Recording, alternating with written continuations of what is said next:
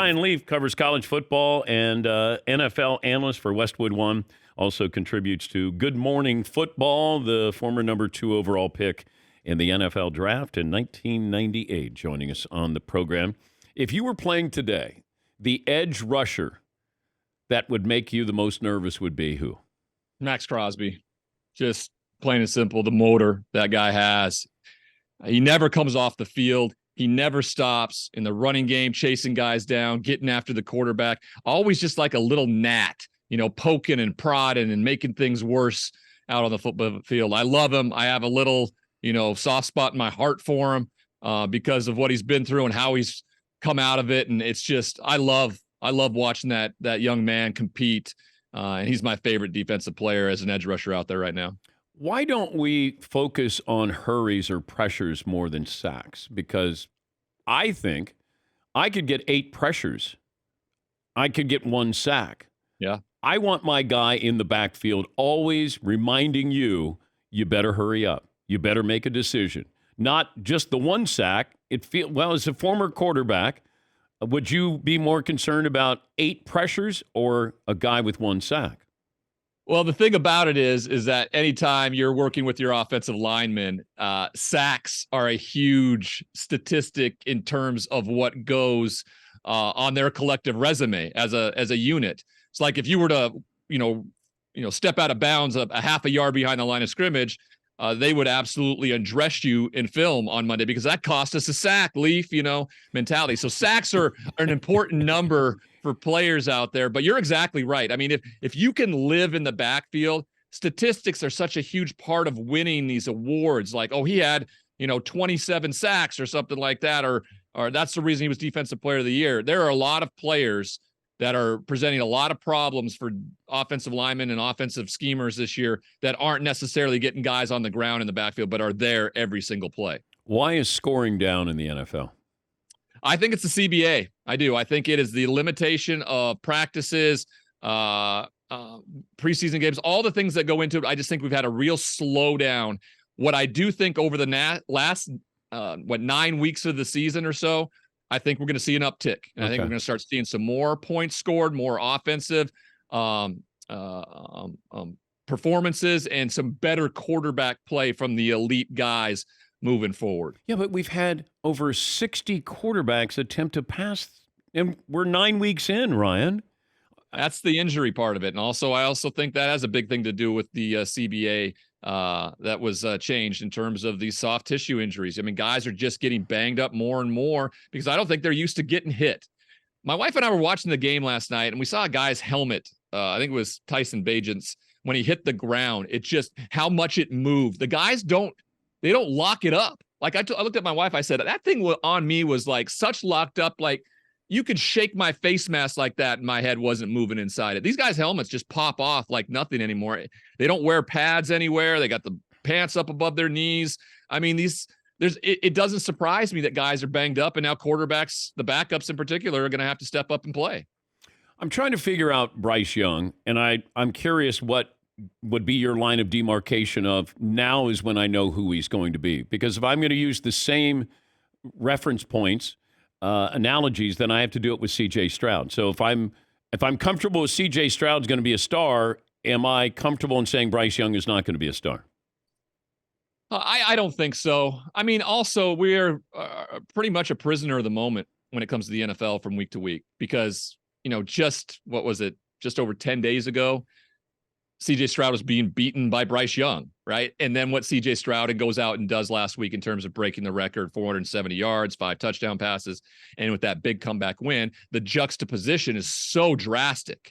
And so everybody can mount and jump on top of Bryce Young, and then he doesn't have a great game last night. He doesn't turn it over, but still not a great game after how he performed against the Colts. I want to see more. I lay this at the feet of Frank Reich a little bit. Josh McDaniels just got fired from his second job. Maybe Frank Reich is not a head coach. What he was able to do in Indianapolis just was never to meet expectations. Maybe that's the case, and that's not a bad thing.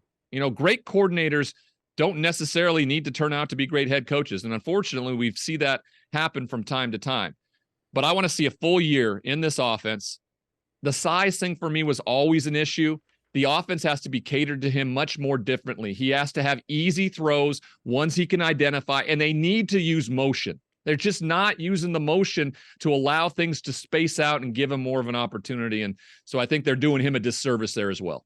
Talking to Ryan Leaf, college analyst, also NFL analyst with Westwood One and Good Morning Football. I'm going to give you over-unders the rest of the year for win totals. Panthers over under 3.5. Under. Cardinals over under 3.5. Over. Bears 5.5. Justin Fields comes back, is healthy, looks like he did those last 2 games before the Minnesota debacle. I'm still going to go under 5.5. Okay, are you still all in on Justin Fields if they end up with the number 1 or number 2 pick in the draft? Well, that's what I want these last games to be. I am. I do think he is I think he's better than Caleb Williams. I think he's better than Drake May. You may argue the Michael Penix conversation, but I don't think cold weather for Michael is necessarily going to be the best thing for him. I don't know. There's a lot to go there, but I do think he is an incredibly athlete and a quarterback that is starting to develop those. I know. Just so I understand, let's say you're the Bears GM and you have the number 1 pick in the draft. I'm going to go get Marvin Harrison Jr. I know it's a wide receiver, but you add that with DJ Moore. I think that's a problem. Okay. And you think that Justin Fields is better than Caleb Williams? Yeah, and I'd use that 5th-year option to find that out. I do think the quarterback. No, you have to know, Ryan. You can't find it out. You got to extend him, and you're passing on Caleb Williams. You have to find out over the last weeks of the season this year. You have to have your answer. Ryan Poles already made that decision last year when he said, no, we're going to trade it away. We're going to go with Justin. I don't know how much more you found out. The games against Denver and Washington, if those are just outliers, then you probably do. But those, for me, are identifiers. That's what he can be. I just don't know if Matt Eberflus is going to be the head coach. No, right? I don't think he's going to be. And so there you have it. And if you're gonna break up the band, if you're going to send another coaching staff and figure something else out, I would probably suggest and think that they would go with a new quarterback as well. All right, over under Patriots 5.5. Under. Giants 3.5. Under. Broncos 6.5. Oh, that's a lot. What they got? 8 games left? 9 games left? I think. I'm going to go under with that. Those are a lot.